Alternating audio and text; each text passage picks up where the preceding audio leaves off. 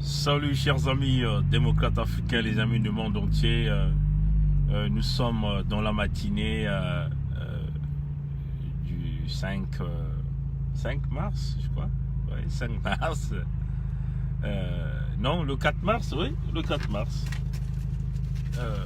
Je vais simplement vérifier. Voilà, nous sommes au 4 mars 2019. Nous sommes ici à Toronto, au Canada.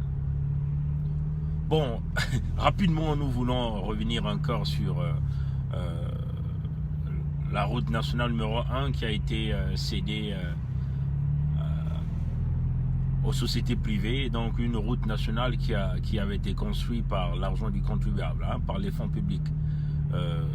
Que Sassou, seul, se décide avec sa famille, éventuellement l'homme au gros ventre qu'on appelle Jean-Jacques Bouya, qui est son grand ingénieur dans cette famille, son grand politicien. Il se décide donc de céder la route qui a été construite avec les fonds publics, donc avec l'argent du contribuable congolais.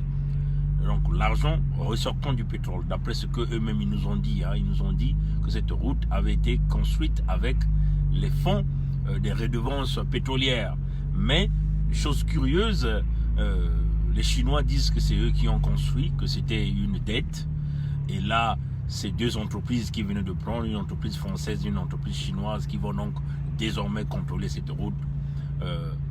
Donc des concessions. Une route construite avec les fonds publics qui se retrouve avec 6 péages, donc 6 points de péage. Incroyable, mais vrai. Incroyable, mais vrai. 6 points de péage. Bon, la question que tout le monde doit se poser, pourquoi Sassou a voulu simplement privatiser cette route-là en installant plus de 6 points de péage et privatiser la route qui mène à Pointe-Noire. L'unique route qui mène à Pointe-Noire. Donc l'unique route, on peut dire, du sud, qui couvre tout le sud du Congo sur l'axe numéro 1 qui emmène jusqu'à Pointe-Noire. Pourquoi? Mais vous êtes un peuple congolais qui ne pousse pas trop loin la réflexion. Il y a deux objectifs que Sassou a voulu le faire. Premièrement, c'est asphyxier la ville de Pointe-Noire du point de vue économie. Donc, sucer les populations. C'est ça, asphyxier les populations. Comment asphyxier les populations? Ben, forcément, si on vous met 6 péages sur une route, et nous savons que Pointe-Noire ne produit que le pétrole, on peut dire que Pointe-Noire est souvent ravitaillée en produits vivrières revenant de l'intérieur du pays. Et la plupart des temps, c'est des produits qui viennent dans les régions, on peut dire les pays du Niari. Et puis le poule, vous voyez aussi si c'est du poisson fumé ou c'est ce que nous avons l'habitude d'appeler le moukalou. Et ça vient dans la partie nord du pays. Donc, si Sassou se décide de vous installer 6 points de péage sur une route et de privatiser cette route qu'il a construite avec les fonds du public congolais, ce qu'il ne sont censé pas faire, c'est une façon d'asphyxier les populations de Pointe-Noire. Donc il sait qu'aujourd'hui, la ville de Pointe-Noire, c'est la ville la plus peuplée. C'est ça qui est la réalité. Tout le monde vit maintenant à Pointe-Noire. Tout le monde vit à Pointe-Noire. Il faut asphyxier les populations. Ça fait partie du jeu de Sassou. C'est-à-dire, il essaie d'identifier là où les gens se débrouillent un peu, mais il utilise ces techniques de manipulation pour les asphyxier. Il va vous asphyxier parce que, premièrement, c'est très certain que vous ne serez plus ravitaillé au même rythme que bien avant. Et c'est seulement si vous êtes ravitaillé en produits vivrières, ces produits coûteront 2 fois, 4 fois, 5 fois, 6 fois, 7 fois le prix normal. Et donc, ça va générer une inflation à la vitesse grand V dans la ville unique de Pointe-Noire. Donc, asphyxier les populations, affamer les populations. Et nous savons aussi que ces populations de la ville de Pointe-Noire n'ont pas assez d'argent. Des fonctionnaires ne sont pas payés régulièrement. Les pensionnaires ne perçoivent pas leur pension, donc c'est éventuellement les retraités. Et donc, les gens auront du mal à s'acheter de la nourriture. À s'acheter de la nourriture, parce que la plupart des nourritures revenant de l'intérieur vont coûter 10 fois, 20 fois le prix. 10 fois, 20 fois le prix. Et les gens vont se contenter des boîtes sardines importées. Et la plupart de ces boîtes sardines, vous savez, il y a aussi des sardines qui seront certainement empoisonnées. Et Sassou va donc réussir son coup, hein, de pouvoir ramener à un niveau élevé de taux de maladie au niveau de Pointe-Noire. Donc, le projet de Sassou de pouvoir privatiser une route qu'il a construite avec les fonds publics, d'installer 6 points de péage avec des prix très exorbitants, c'est une façon de asphyxier les populations de la ville de Pointe-Noire. Donc, de asphyxier vous les Vili, vous les populations de peuple du Kouélou, parce que vos produits intérieurs ne vous permettent pas de vous ravitailler convenablement. La plupart des temps, c'est des nourritures, des produits vivrières qui viennent de l'intérieur du Congo. Donc vous serez asphyxiés. Et puis, sachant aussi que la concentration de la population est énorme au niveau de Pointe-Noire, donc il faut asphyxier les populations. Les gens auront du mal à se nourrir parce qu'ils n'auront pas de moyens pour s'acheter de la nourriture. La nourriture coûtera 20 fois, 10 fois le prix parce que les commerçants, les transporteurs vont donc indexer le prix, l'argent, les fonds qu'ils dépensent dans les zones de péage, ils vont les indexer sur le prix de la marchandise. Donc le taux d'inflation va galoper. Donc la ville de Pointe-Noire sera une ville, simplement les gens n'auront plus envie d'aller vivre là-bas parce que les nourritures vont coûter très cher. Les gens n'ont pas des emplois parce qu'il a brisé tout le système pétrolier par la corruption et éventuellement simplement sacrifié. Maintenant, la deuxième raison, les gens doivent se poser la question, pourquoi Sassou n'a pas cédé les routes du Nord? Pourquoi il ne l'a pas fait? Il a cédé les routes du Sud. Pourquoi il a cédé l'unique route principale du Sud du Congo? Mais comprenez, ça fait partie du plan de la séparation de Sassou. Toujours diviser les Congolais. Hein. C'est un mécanisme que vous, les intellectuels congolais, ou les gens qui ne réfléchissent pas beaucoup, doivent comprendre. Ça fait partie de ce principe. Vendre tout ce qui appartient au Sud. Parce que vous savez qu'aujourd'hui, toutes les compagnies minières qui exercent au Congo, les compagnies du bois, sont en train de foutre la merde dans le Sud du Congo. Aussi au Nord aussi.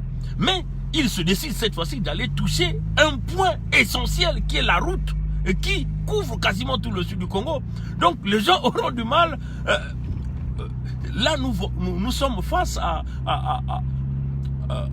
une restriction de mouvement des citoyens.